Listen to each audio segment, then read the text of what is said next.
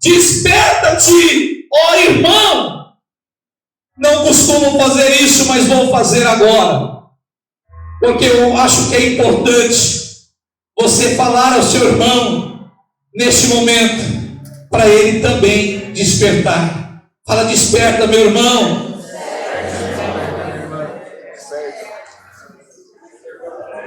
Desperta, igreja. Desperta, obreiros.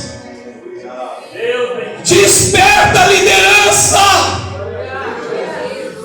Desperta, músicos. Desperta, irmãos e irmãs. Desperta. A palavra de advertência de Paulo à igreja de Roma, a palavra de Paulo à igreja de Éfeso, é a palavra para a igreja do Tranquilidade, é a palavra para a igreja desse presente século. Desperta, ó igreja.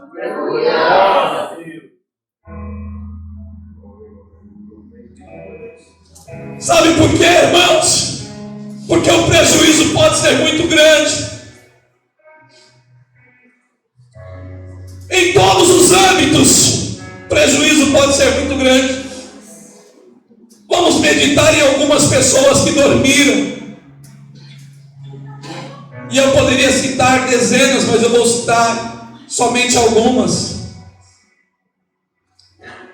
Aquele jovem que estava sentado na janela, no momento do sermão do apóstolo Paulo,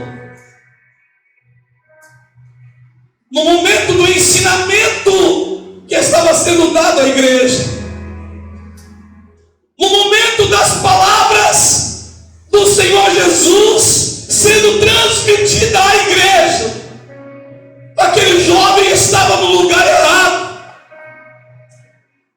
porque na janela é o lugar que você ouve o que está se passando dentro e ouve o que está se passando fora.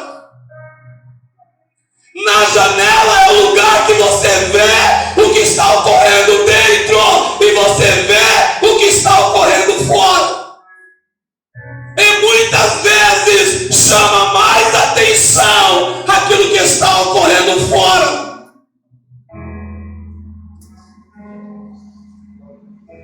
E aí eu deixo uma palavra de alerta à igreja. Para de olhar para fora e comece a olhar para dentro. Pare de olhar para o mundo. Comece a observar a palavra do Senhor. Para de olhar para as coisas mundanas. Esse jovem, ele cochilou e ele dormiu, e a dormência dele ocasionou em uma queda mortal. Em uma queda mortal. Quantas pessoas, por estar cochilando, por estar dormindo, por estar adorando a Deus, mas no lugar errado, porque o adorador verdadeiro, ele adora dentro. O verdadeiro louvor e a verdadeira adoração sai de dentro. Nós precisamos estar do lado de dentro. A Bíblia diz que quando o Senhor voltar, Ele vai chamar, e uns vão entrar para dentro e outros vão sair para fora. fora não é o lado da igreja. O lado de fora não é o lado que nós devemos estar olhando. O lado de fora não deve ser o lugar onde deve estar focada a nossa visão. O lado de fora não deve ser o lugar aonde deve estar concentrado a nossa atenção. Estamos no mundo, sim, mas o mundo não pode estar em nós. A igreja de Cristo, o cristão é como um barco. O barco, ele está no mar, ele está na água, mas a água não pode estar dentro dele, porque se a água entrar dentro dele, ele afunda.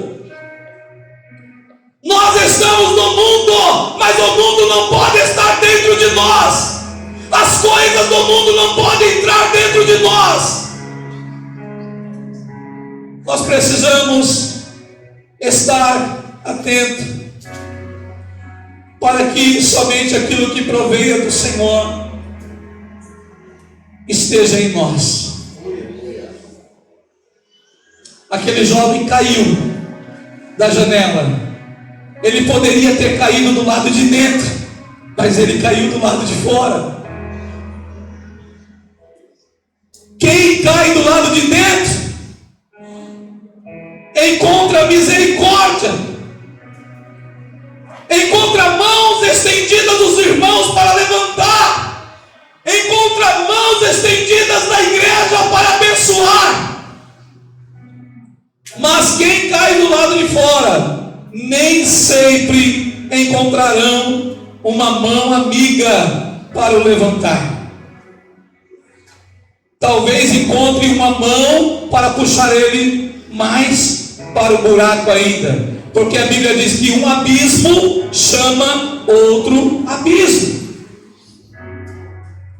Mas neste caso, as misericórdias do Senhor foram grandes com aquele jovem, porque o apóstolo Paulo, para o seu sermão, ele deixa de pregar a igreja que está do lado de dentro, e ele vai pregar a igreja que está caída do lado de fora. E agora eu transmito uma palavra de Deus para o seu coração: busque aqueles que estão lá fora, seja instrumento de Deus para buscar aqueles que estão do lado de fora. Seja misericordioso, porque Deus, ele é misericordioso conosco. E às vezes é mais importante nós pararmos um sermão dentro da igreja para os salvos, para nós buscarmos aquele que está caído do lado de fora. Na parábola das 100 ovelhas, 99 foi colocada dentro do aprisco, e o bom pastor, ele foi atrás daquela ovelha que estava do lado de fora, daquela ovelha que estava perdida, daquela ovelha que estava machucada. Irmãos, é tempo de despertarmos também para buscar aqueles que estão do lado de fora e trazermos para o lado de dentro.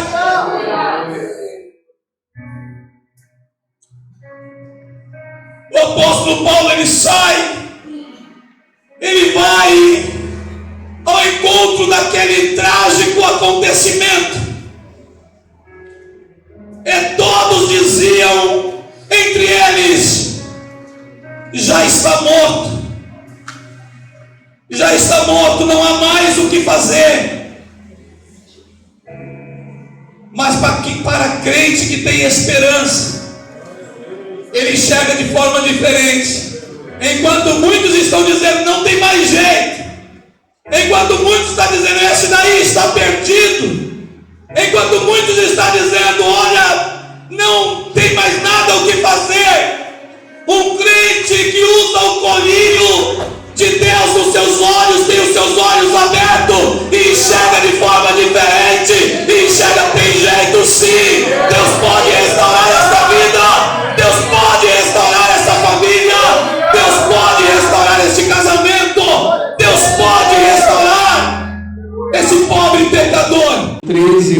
esperar para que todos acham, para que nós possamos ler esse texto da palavra do Senhor.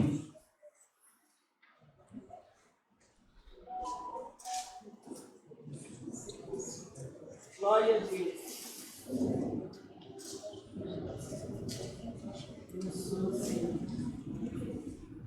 Glória a Deus. Todos acharam? Amém. Diz assim, na minha versão: vocês precisam fazer todas estas coisas porque sabem em que tempo nós estamos vivendo. Chegou a hora de vocês acordarem, pois o momento de sermos salvos está mais perto agora do que quando começamos a crer. Amém? Somente este texto para nossa meditação. Eu gostaria de falar com a igreja hoje sobre despertamento espiritual. Amém? Despertamento espiritual é necessário para a igreja do presente século. Repete comigo esta frase: despertamento espiritual. Despertamento espiritual É necessário para a igreja do presente século.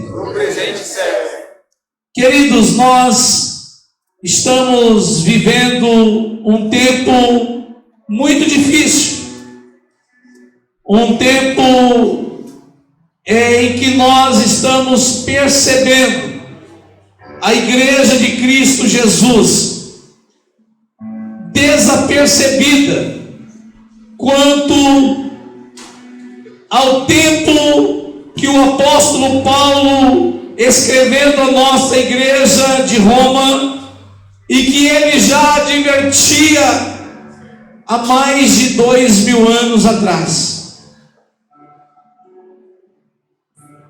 Nós do presente século precisamos estar alerta, atentos com as mensagens que o Senhor nos traz de admoestação.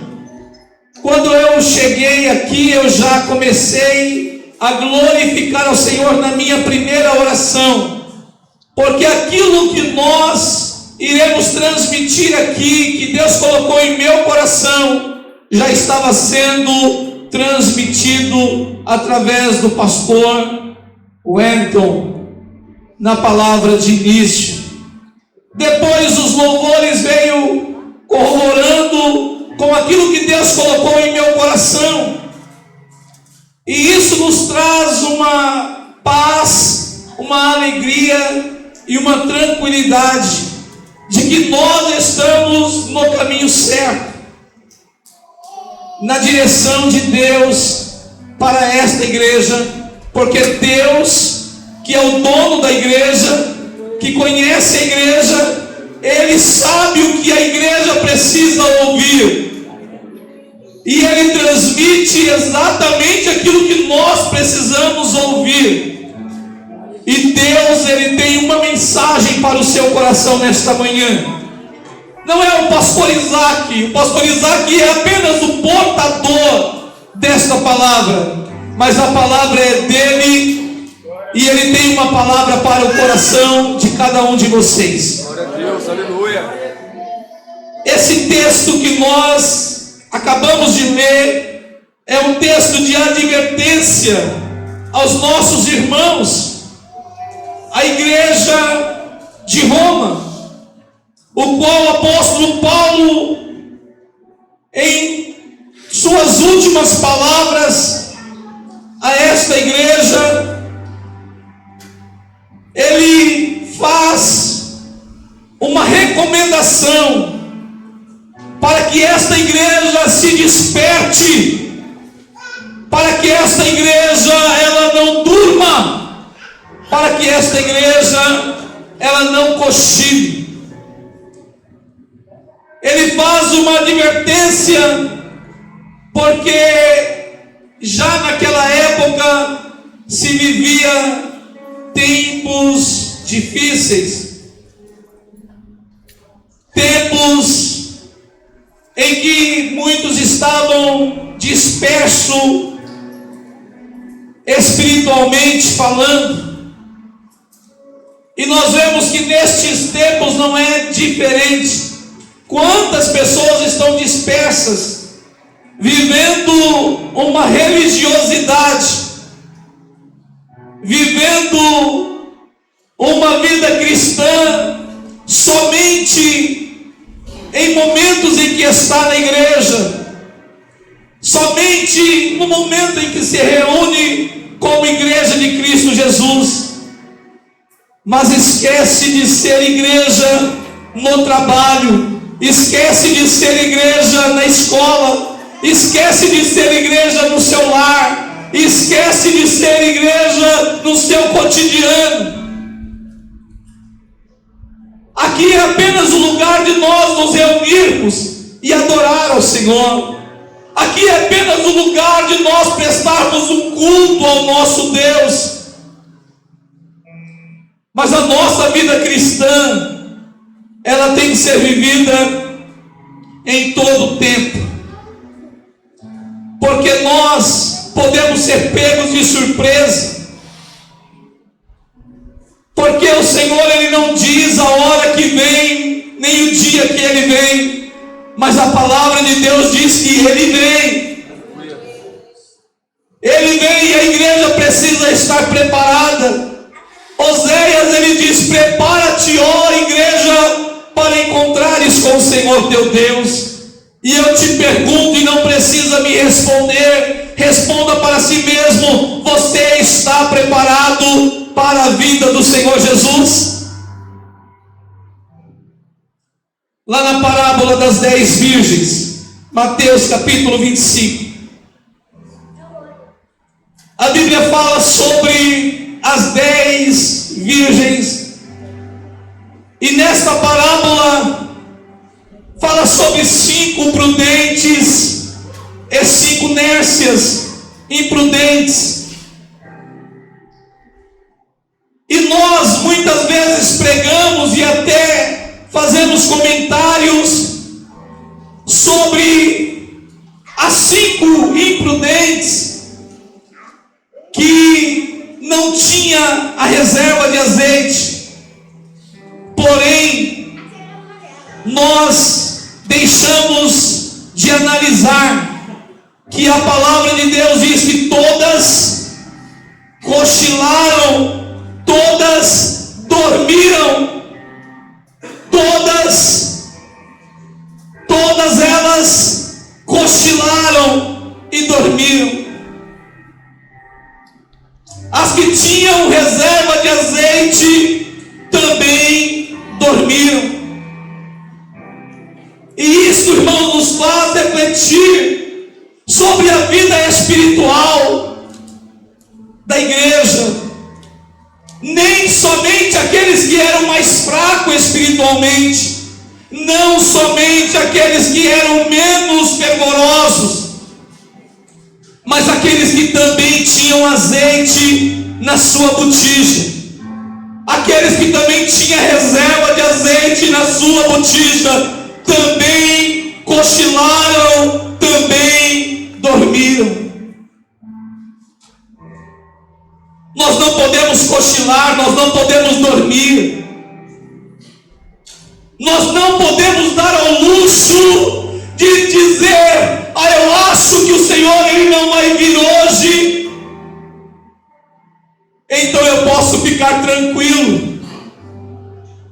Não podemos baixar a guarda.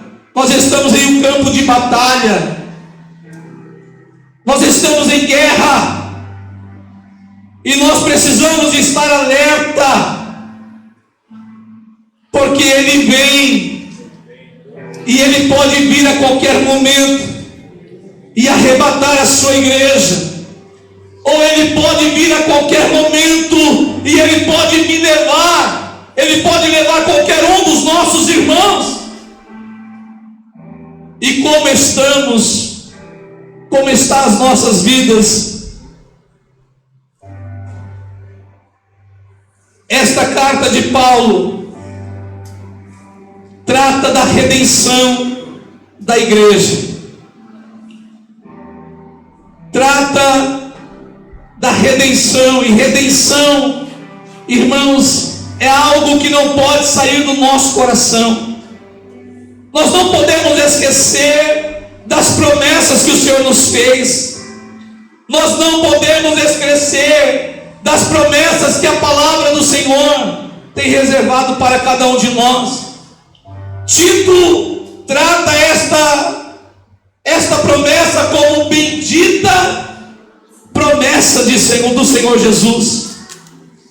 E a nossa esperança não pode desfalecer. Lá no livro de Efésios, se você tiver com a sua Bíblia, é bom que você abra no capítulo de número 5, versículo de número 14. O apóstolo Paulo faz uma outra alerta.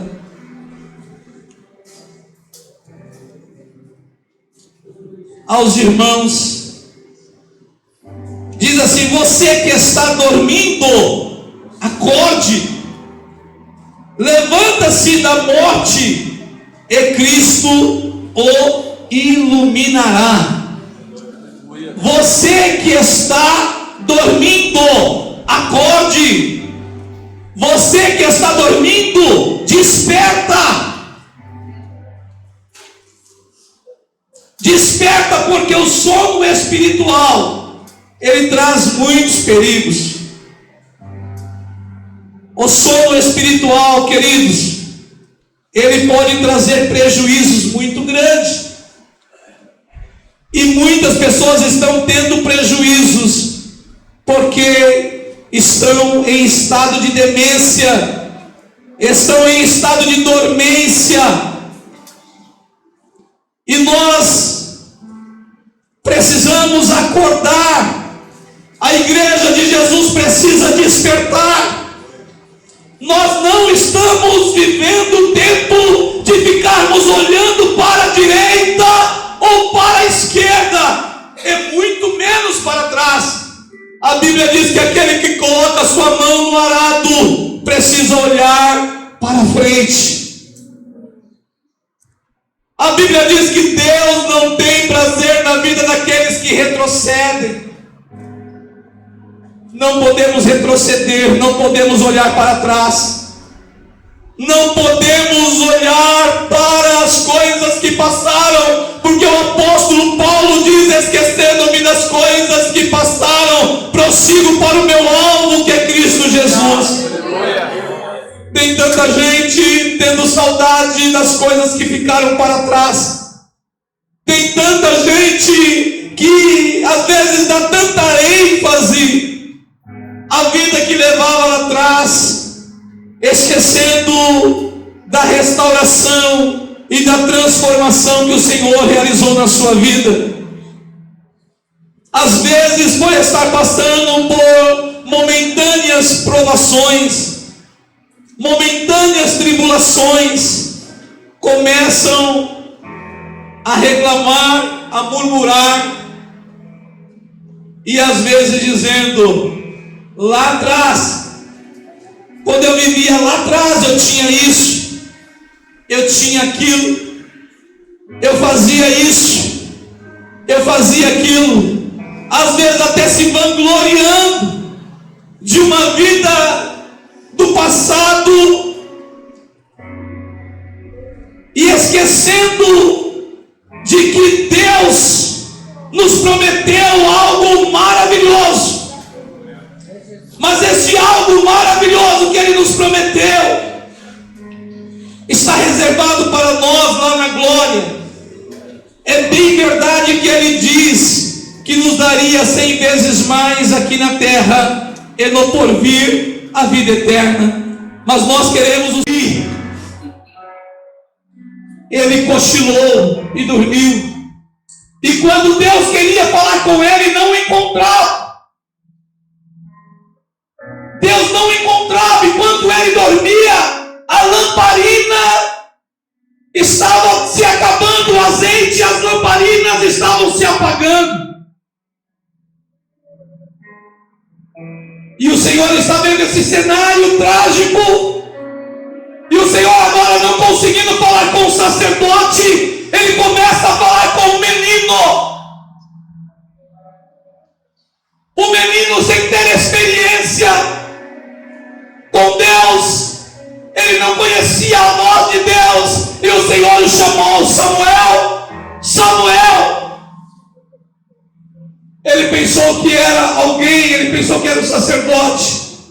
E ele foi ao sacerdote e disse: tu me chamaste?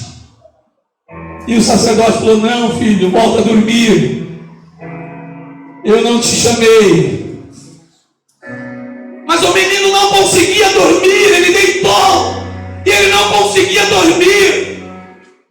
E mais uma vez ele ouviu a voz do Senhor chamando: Samuel, Samuel. Novamente ele levanta, ele vai até o sacerdote e pergunta pela segunda vez: tu me chamaste?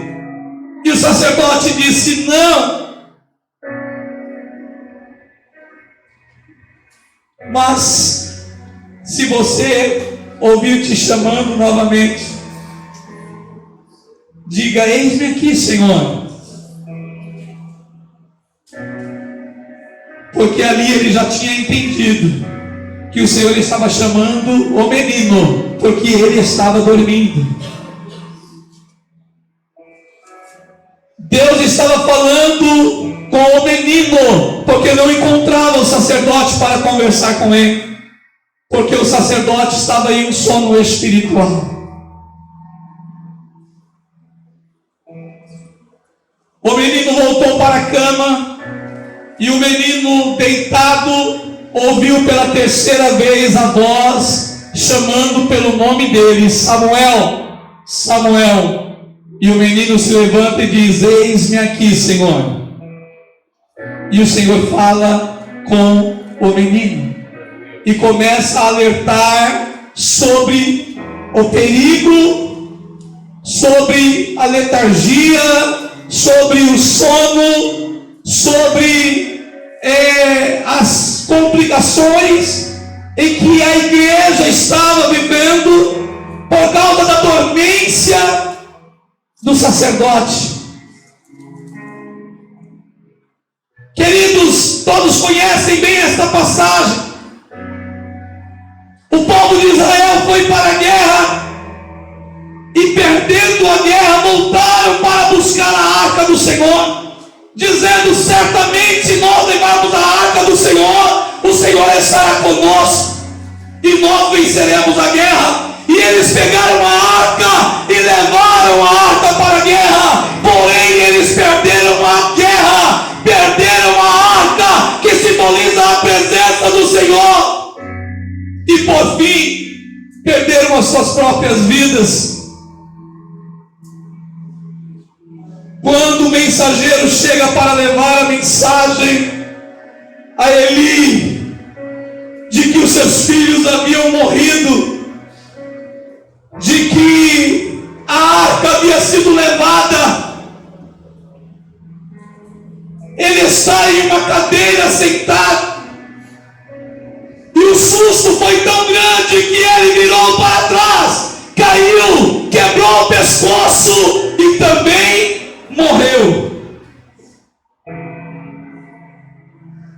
O moço que estava na janela, Deus foi misericordioso com ele. O apóstolo Paulo foi lá, orou, ressuscitou ele e trouxe para o lado de dentro. Os filhos de Eli não teve a mesma sorte. Eli não teve a mesma sorte. Aí eu pergunto à igreja: dá para nós dormir? Dá para cochilar, irmãos?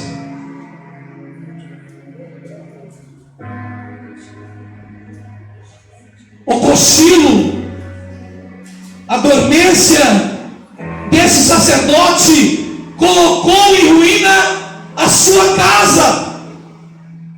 E eu gostaria de falar aqui com os homens cabeça da casa, com as mulheres que são a coluna da igreja, a sua dormência pode levar à falência toda a sua família. A sua dormência pode levar à morte toda a sua casa. Por isso, mais uma vez, a palavra de advertência: desperta tu que dormes. Desperta, igreja do Senhor Jesus. Vou citar um outro exemplo. Sansão. Sansão, ele era jovem. Sansão, ele era um nazireu de Deus. Nazireu significa separado para Deus. Sansão, ele tinha uma aliança com Deus desde o ventre da sua mãe.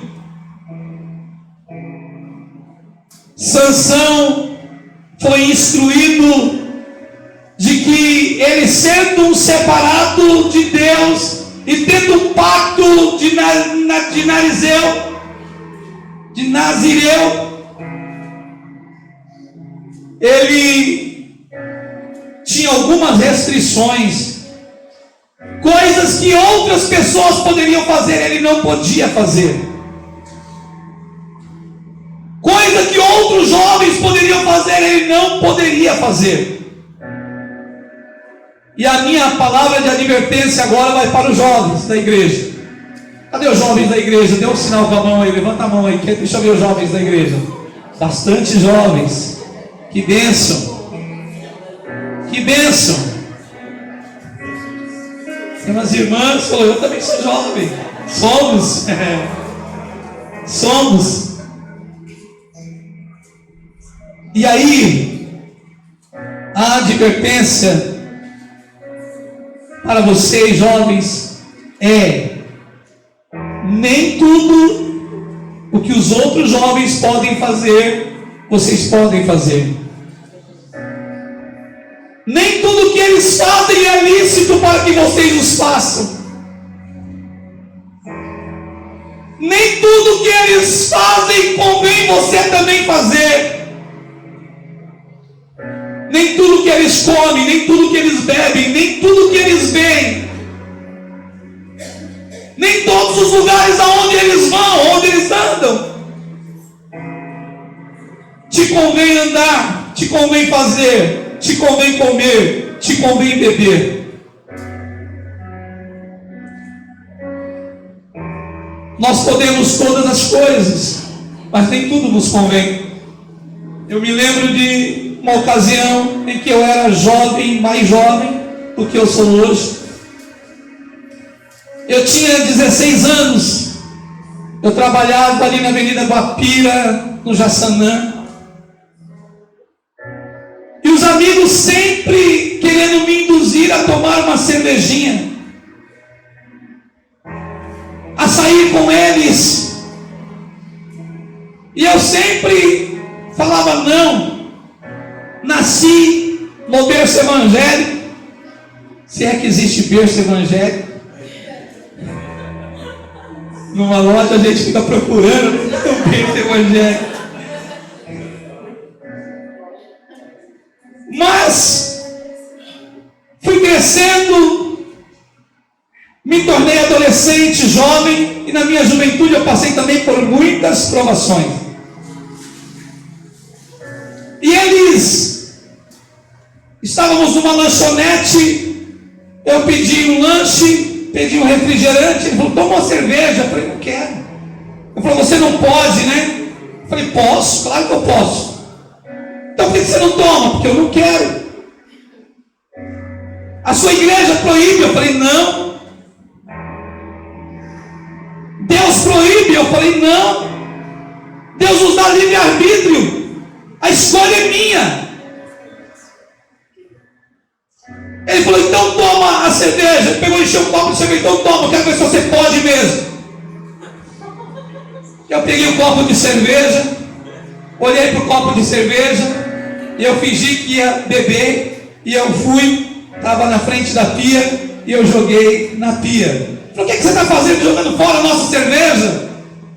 Eu falei: eu posso todas as coisas naquele que me fortalece. Vocês não podem, vocês são escravos. Eu sou livre, vocês não são livres. Eu quero ver você pegar essa cerveja e jogar fora. Você é doido. Falei: eu sou livre, vocês são presos. Vocês estão presos nos vícios, estão presos no pecado. Eu sou livre, eu tenho a opção de fazer ou de não fazer, mas eu escolhi não fazer, porque a minha escolha foi e é Deus. Eu continuo escolhendo Deus. Jovens, vocês têm opção. O mundo é uma opção, as bebidas é uma opção, o sexo fora do casamento é uma opção. Vocês podem agradar a Deus, ou vocês podem agradar a si mesmo.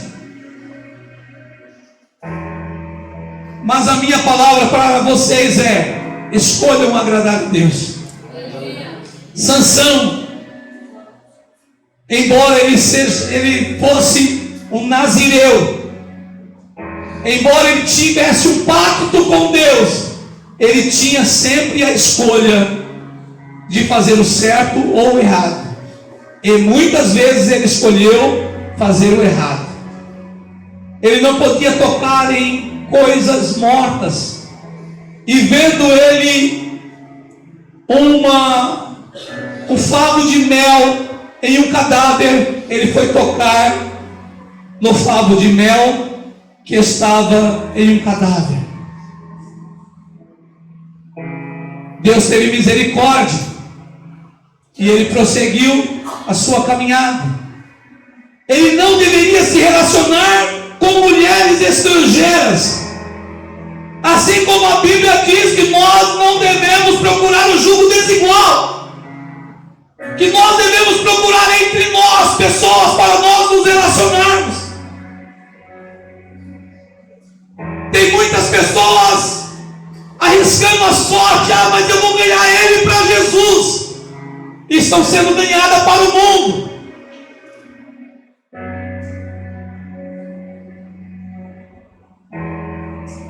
Aí esse jovem não ouve os conselhos de Deus e ele começa a se engraçar com as mulheres estrangeiras. Um dia, nessa brincadeira, ele estava deitado no colo da sua, vamos dizer entre aspas, namorada. E quando estava ali conversando, ela dizia: conta-me o seu segredo. Por que você é tão forte? Por que você resiste tanto? E aí ele começou a brincar e começou a contar os segredos. Aí vai uma outra palavra de advertência para vocês: não conte o seu segredo para ninguém. O segredo que vocês têm com Deus é entre vocês e Deus. E ele começou a contar os segredos àquela mulher. E aquela mulher, aproveitando o sono, aproveitando o momento em que ele dormiu, pegou uma navalha e cortou os seus longos cabelos. Quando ele acordou, ele já estava sendo preso, foi levado para o cativeiro. Lá no cativeiro ele era motivo de chacota, porque o inimigo é assim, ele começa de forma sutil, ele encontra um meio para te derrubar, jovem. E no momento ele vai apresentar coisas que aparentemente são boas, que são prazerosas, mas que o final é trágico. dormência de Sansão, o sono de Sansão, lhe custou a honra. Ele perdeu a honra. O sono de Sansão lhe custou a glória que ele tinha com ele. Ele perdeu a glória de Deus na vida dele. Furaram os olhos dele. Ele perdeu a sua visão. A dormência dele trouxe danos irreparáveis. Agora ele sem visão, agora ele desonrado, agora ele aprisionado. Ele faz uma oração a Deus e ele fala: Senhor, nem que for pela última vez, manifeste a sua glória em mim. E a glória do Senhor se manifestou. E ele pegou aquelas colunas do templo, e ele abraçou aquelas colunas, e ele começou a balançar aquelas colunas. E aquela estrutura começou a se movimentar. E toda aquela estrutura caiu em ruínas, e ele morreu ali, junto com muitas outras pessoas.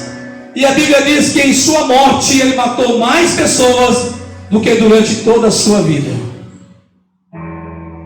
Porém, a dormência de Sansão lhe custou a sua própria vida. Quem está entendendo a palavra do Senhor diz amém? Amém. Crente não pode andar desarmado.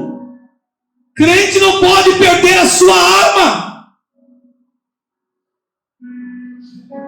Quando Saul acorda, ele diz: cadê a minha lança? Ele percebe a sua roupa rasgada.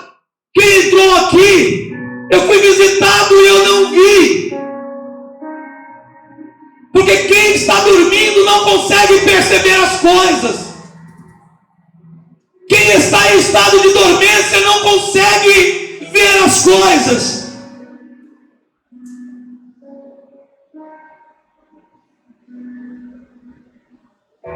Ele perdeu a sua reserva de água. Tem crente perdendo a sua reserva porque está dormindo. Tem crente perdendo a sua reserva porque você está cochilando. Mas a minha palavra de advertência mais uma vez da parte de Deus é: desperta tu que dormes. Desperta, ó igreja. Repete comigo essa frase: desperta, ó igreja. Desperta, ó igreja. Mais forte: desperta, ó igreja. Desperta, ó igreja. Mais forte ainda: desperta, ó igreja. Desperta, ó igreja. Dê uma salva de palmas ao Senhor Jesus, para que você se mantenha despertado.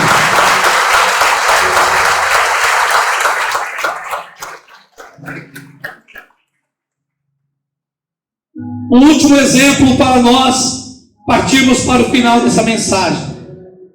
Jonas. Jonas. Não é o pastor Jonas. É o Jonas Fujão.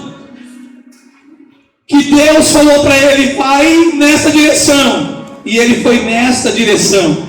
Que Deus falou para ele: faça assim, assim e assim. E ele não fez conforme o Senhor o ordenou. Vocês conhecem bem essa passagem bíblica. Jonas, enquanto ele dormia, acontecia uma tempestade enorme e Jonas estava dormindo. Enquanto ele dormia, as pessoas estavam tendo percas irreparáveis e ele estava dormindo. Enquanto ele dormia, pessoas estavam correndo risco de morte e ele estava dormindo. Percebe, irmãos, o perigo da dormência? Percas materiais, danos terríveis, e ele dormindo, sossegado, tranquilo.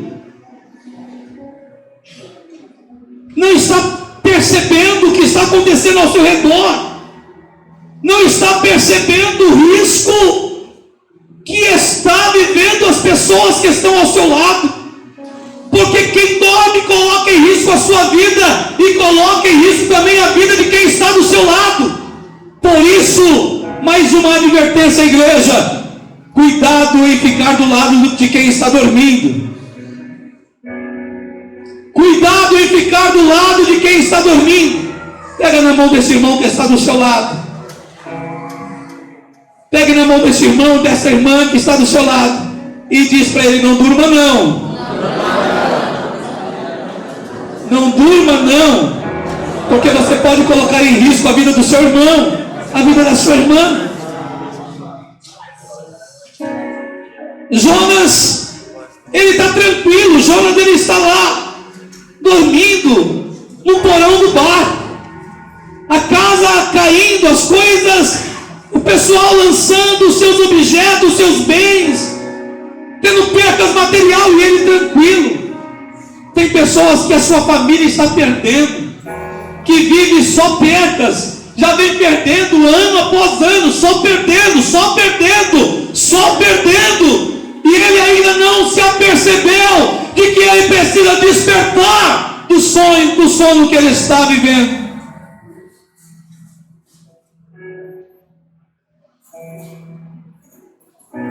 Eu vou concluir essa palavra em Mateus, capítulo de número 5. A palavra de Deus, ela fala sobre nós como luz do mundo. Querido, crente que não dorme, o crente que está acordado, o crente que está alerta, ele vive uma outra realidade, ele vive uma outra vida, e ele representa na terra Cristo, ele representa na terra o nome do Senhor Jesus. E aqui em Mateus capítulo 5 nós vamos ver o Senhor falando sobre a igreja, no capítulo, versículo 13, como sal da terra e a luz do mundo. O crente que não dorme, ele é luz para o mundo. O crente que não dorme, ele é um luzeiro para o mundo. O crente que não dorme, aonde ele está, não existe trevas, porque trevas na verdade não existe, a escuridão ela não existe, o que existe é a ausência da luz. As trevas ela não é comprovada, mas a luz ela é comprovada. O que é a treva? É a ausência de luz. E se nós estivermos alerta, se nós estivermos acordados, se nós estivermos despertados, nós somos luz. E onde você estiver, não vai haver trevas. Você como luz, não vai permitir que a treva entre dentro da sua casa. Você como luz, não vai permitir que as trevas entrem dentro do ambiente onde você trabalha. Não vai haver trevas aonde você estiver. O crente, ele é luz. A Bíblia diz que não pode se colocar, esconder uma luz debaixo de uma mesa. Aonde estiver uma cidade, por mais afastada que ela tiver, se tiver uma luz naquela cidade, quem passar de longe vai enxergar aquela cidade. Porque a luz, ela não permite que as trevas reinem. Você está entendendo a mensagem de Deus? Amém. A luz não permite que as trevas reinem. O crente acordado, o crente despertado, ele não permite que as trevas reinem aonde ele estiver. Se coloque de pé.